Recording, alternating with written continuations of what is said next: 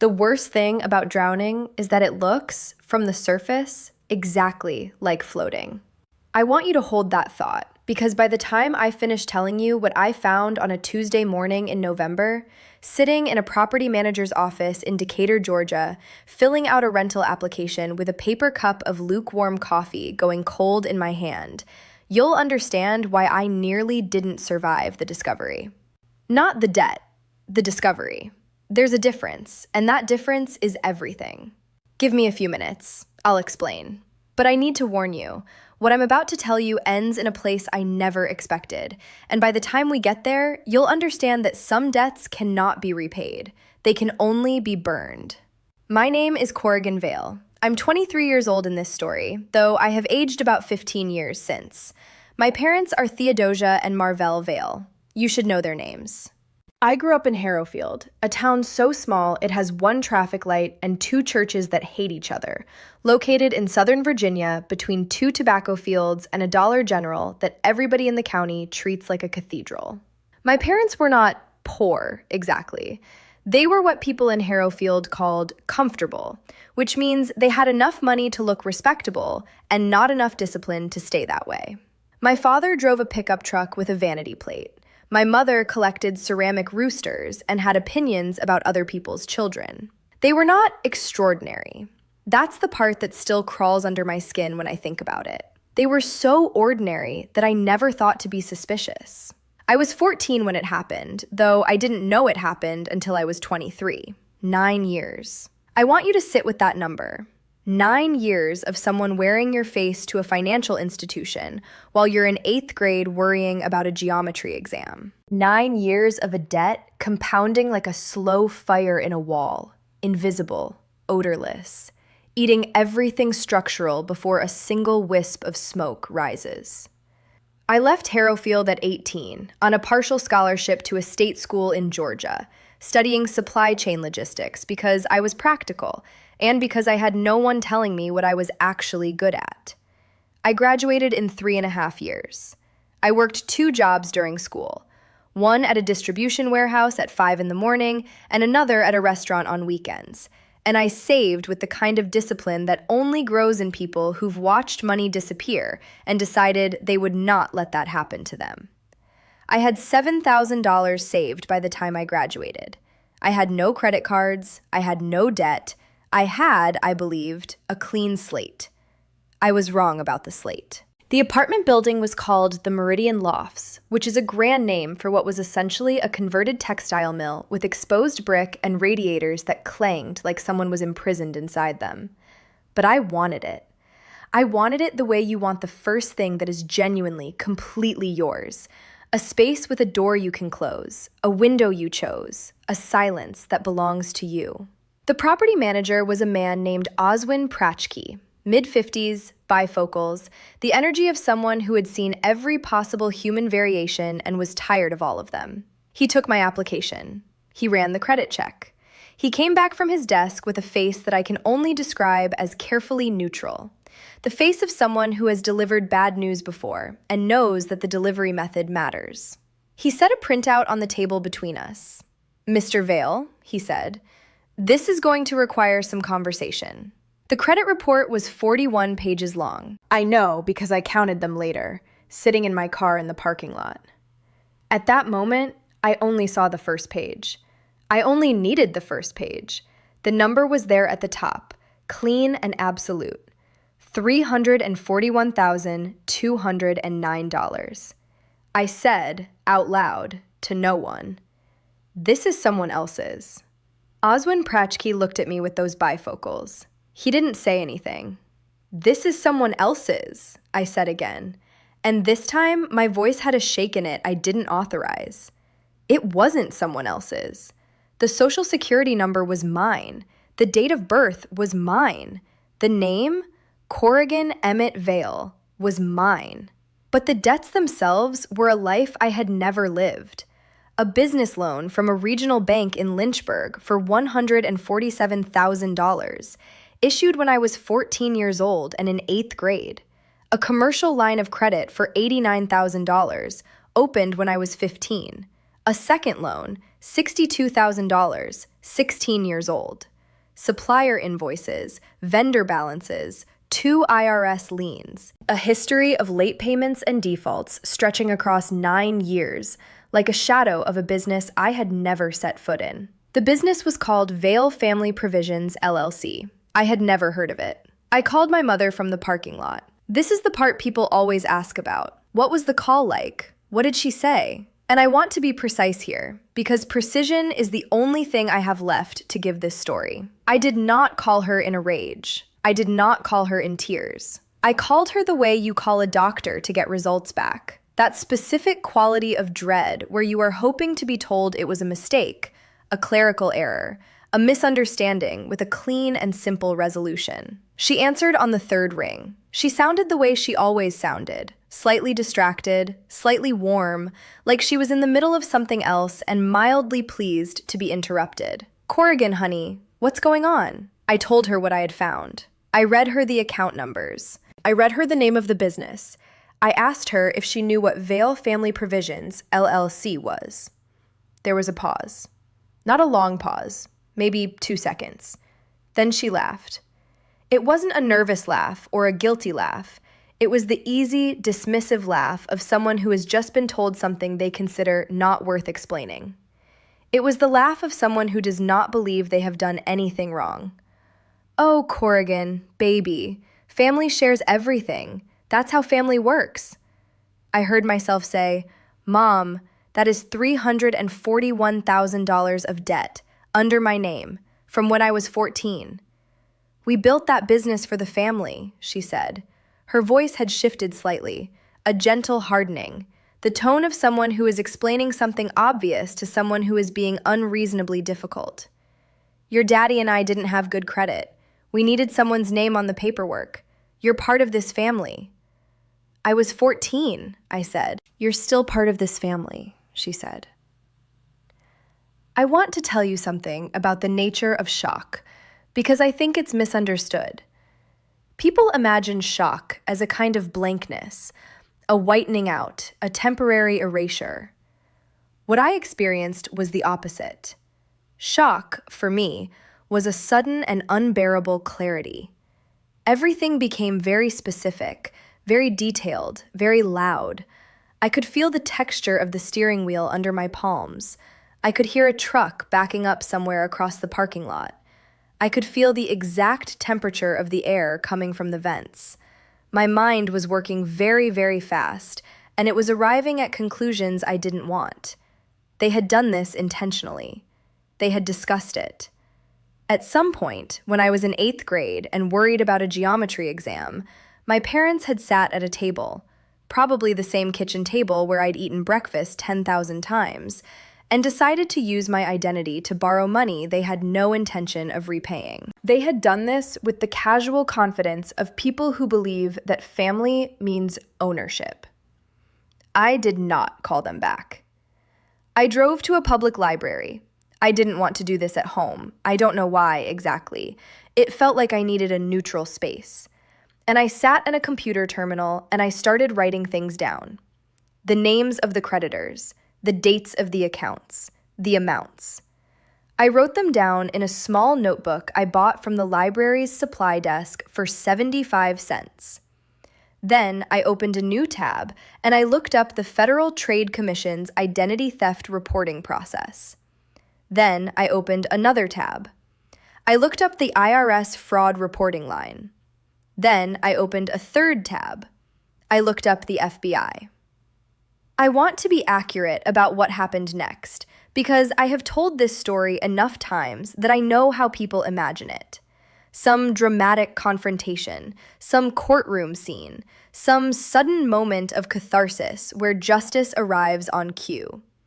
That is not what happened. What happened was slower and more bureaucratic and more exhausting than anything I have ever done, and it took 14 months.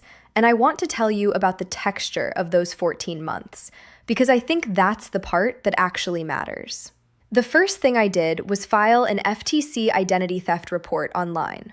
This generated a document called an identity theft report, which is a legal declaration that your identity has been used without your authorization. This document is important because it is the foundation of everything that comes after. Every dispute, every creditor contact, every law enforcement referral.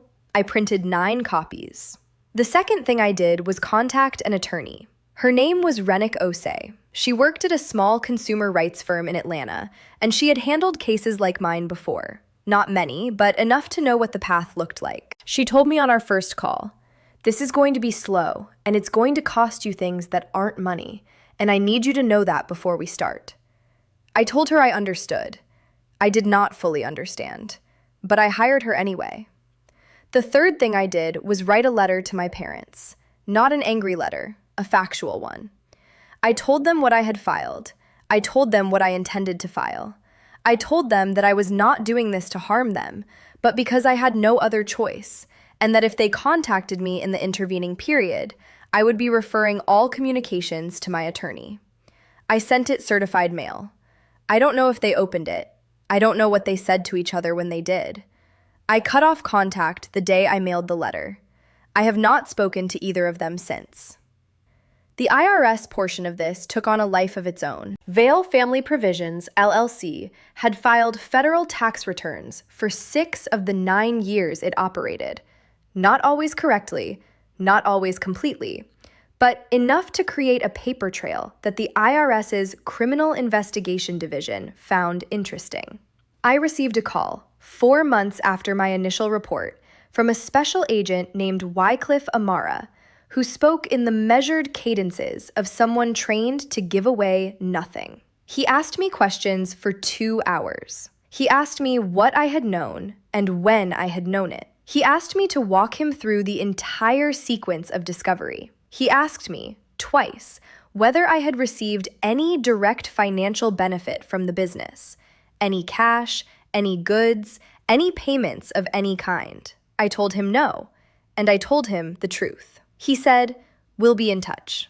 They were. The FBI contact came through a different channel, a financial crimes unit that had been looking at the regional bank in Lynchburg, where the original $147,000 loan had been issued. Banks, it turns out, do not love the discovery that a loan was issued to a 14-year-old whose parents forged supporting documentation. They especially do not love it when the loan defaults, and they've been carrying it for 9 years, expecting to recover from an adult borrower who, in the legal sense, never existed. The bank had already flagged the account internally. When my report arrived, it connected a wire they had been looking at for other reasons. I gave depositions, I gave documents, I gave sworn statements. I gave, over the course of 14 months, approximately 67 hours of my time to various agencies and attorneys and investigators and credit bureaus and bank compliance officers. I maintained a spreadsheet, Rennick told me to, that tracked every account, every dispute, every response, every follow-up date. The spreadsheet had 11 tabs by the end. I still have it. I don't open it often. Here is what happened to the credit. One by one, the accounts were disputed and investigated. The FTC report, combined with the ongoing law enforcement investigations, created something called an extended fraud alert on my credit file, which requires creditors to take additional verification steps before opening new accounts in my name. The creditors themselves, once presented with evidence that the authorized signatory had been a minor at account inception and that the signature documentation had been forged, began removing the accounts from my file. Not quickly, not without resistance. Some of them fought it through their own internal dispute processes. One of them, a commercial supplier based in Roanoke, tried to argue that I had ratified the debt by virtue of never having disputed it. Rennick dispatched that argument in a letter that I read 3 times because it was so satisfying. By month 11, my credit report had gone from 41 pages of disaster to 8 pages of nothing. A clean nothing. The nothing of someone who has never borrowed money and never had reason to. Not a good credit score, not a history, a void, but a clean one, a mine. By month 12, the IRS liens had been released. The IRS, having determined through its own investigation that I was a victim and not a participant, removed the liens from my record and issued a formal determination letter. I framed it. I am not joking. It hangs in my apartment now, in a cheap frame from a dollar store, and sometimes I look at it when I'm having a bad day. Month 13, the Lynchburg Bank reached a civil settlement with my parents. I was not a party to that settlement. I do not know its exact terms. I know from public court records that the business entity was dissolved and that certain personal assets were included in the resolution. Month 14, federal charges were filed. I want to say something here about what it feels like to file a report that you know will end your parents' freedom. People assume this is either obvious or impossible, that either you do it without hesitation because they wronged you, or you can't do it because they're your parents. What I want to tell you is that the reality is neither of those things. The reality is that you do it while feeling both things simultaneously, and the doing of it does not resolve the feeling. And the feeling does not prevent the doing, and you live for a long time in the gap between those two truths. I did not file charges because I was angry. Anger was there, yes. It was there the way weather is there, ambient and sometimes violent and sometimes merely gray. But anger was not the engine. The engine was something simpler and harder. I had been 14 years old, and someone had used my name and my future as a financial instrument without my consent. And no amount of love or family or shared last name changes what that is. It is theft. It was theft when I was 14, and it is theft at 23, and it will be theft 100 years from now, regardless of what my mother said on the phone. The federal charges were wire fraud, aggravated identity theft, and tax fraud. The aggravated identity theft charge carries a mandatory 2-year sentence in addition to any other sentence imposed. My mother was also charged with making a false statement to a federal investigator. She had told Agent Amara, when he interviewed her, that she had my permission. I was 14. The concept of permission in that context does not exist in law or logic. They pled guilty. My father received 4 years. My mother received 32 months. The sentencing hearing was in February in a federal courthouse in Richmond. I did not attend. I was in Georgia. I was working. I had a new apartment, not the Meridian Lofts, somewhere else, somewhere smaller, with a radiator that doesn't clang and a window that faces east so the morning comes in strong. I heard about the sentencing from Rennick, who called me while I was eating lunch. "It's done," she said. I said, "Okay." We were quiet for a moment. "How do you feel?" she asked. I thought about it. I thought about the kitchen table in Harrowfield. I thought about the geometry exam.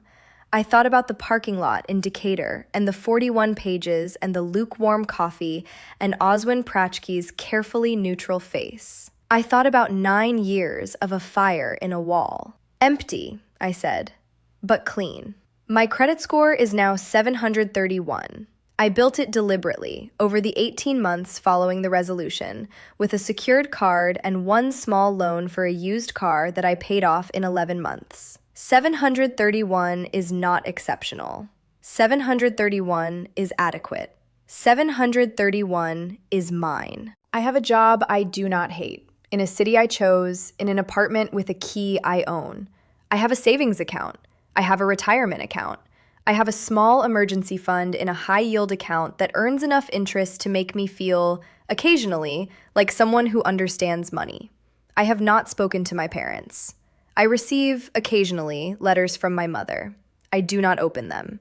I keep them in a shoebox in my closet, not because I plan to read them, but because I learned, over 14 months of meticulous documentation, that you keep everything. I do not know if I will ever open them. I think about this sometimes. I think, is there a version of this story where I open the letters?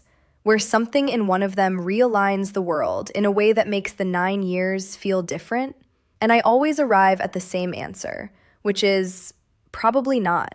Because the problem was never the money. The money was just the evidence. The problem was the laugh. The easy, dismissive, utterly unapologetic laugh of a woman who had used her child as a financial instrument and thought it was simply how families worked. I did not laugh. I built something instead. There's one more thing I want to tell you, because I think it's the part that people miss when they hear this story and feel the anger of it. They focus on the wrongness, the fraud, the theft, the 9 years. And they are right to focus on it. It is wrong. It was wrong. But what I want you to understand is that the wrongness was not the end of the story. The wrongness was the beginning. I am more disciplined with money than anyone I know because I have watched what financial negligence actually costs. I understand credit, the mechanics of it, the history of it, the way it functions as a proxy for trustworthiness in a system that has no other way to know you, with an intimacy that most people my age don't have. I understand documentation and record keeping and the value of keeping 9 copies of everything and a spreadsheet with 11 tabs. I understand that institutions, for all their slowness and bureaucracy, do sometimes work, that the FTC and the IRS and the FBI and the federal court system are not abstract things, but actual mechanisms that actual humans built to handle exactly this kind of violation, and that they handled it. I understand that I survived something, not dramatically, not heroically, just steadily, document by document, month by month, in parking lots and public libraries, and the offices of a consumer rights attorney in Atlanta who told me up front it would be slow and cost me things that weren't money. She was right. It did. But here I am, 731 and climbing, east-facing window, key that is mine, Corrigan Emmett Vale. The name is mine now, finally, in every way that matters. If this story hit you somewhere real, like it and subscribe. You won't regret staying.